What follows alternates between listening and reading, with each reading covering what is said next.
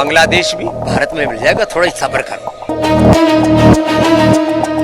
বাংলাদেশ আবারও ভারতের অংশ হবে, তাই বিষয়টি নিয়ে সবাইকে ধৈর্য ধরার পরামর্শ দিলেন ভারতের যোগগুরু রামদেব। স্থানীয় সময় সোমবার স্বামী বিবেকানন্দ বিমানবন্দরে সাংবাদিকদের সঙ্গে আলাপকালে এমন আপত্তিকর মন্তব্য করেন তিনি। দাবি করেন পাকিস্তান ও বাংলাদেশে হিন্দুরা দীর্ঘদিন ধরে নির্যাতন ও অবিচারের শিকার হয়ে আসছে। জোর দিয়ে বলেন, পাকিস্তান ও বাংলাদেশে হিন্দুরা যে নির্যাতন ও অবিচারের শিকার হয়েছে তা মানব সভ্যতার ইতিহাসে সবচেয়ে বড় নিষ্ঠুরতার অন্যতম।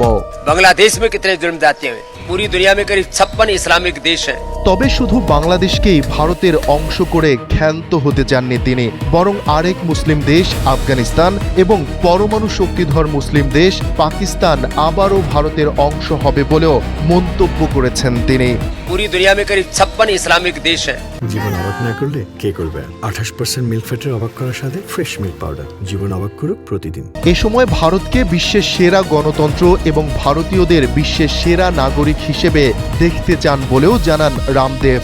বলেন, আমি চাই ভারতের অর্থনীতি বিশ্বের সেরা হোক, রুপির মূল্য অন্তত ডলার ও পাউন্ডের সমপর্যায়ে পৌঁছাক এবং ভারতীয় পাসপোর্ট এত শক্তিশালী হোক যে বিশ্বের কোথাও ভারতীয়দের ভিসার প্রয়োজন না হয়।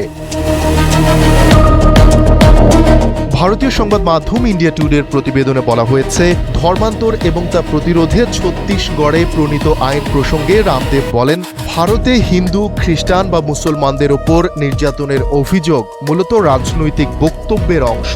দাবি করেন, দেশে যে ধর্মীয় পরিবর্তনই ঘটুক না কেন, অন্তত ভবিষ্যতে যেন কেউ নির্যাতনের শিকার না হয় তা নিশ্চিত করতে হবে।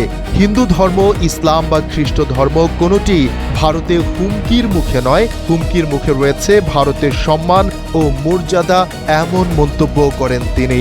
बांग्लादेश और पाकिस्तान में तो हिंदुओं के साथ जो जुल्म ज्यादतियां हुई है। শফিকুল ইসলাম শান্ত, এনপিবি।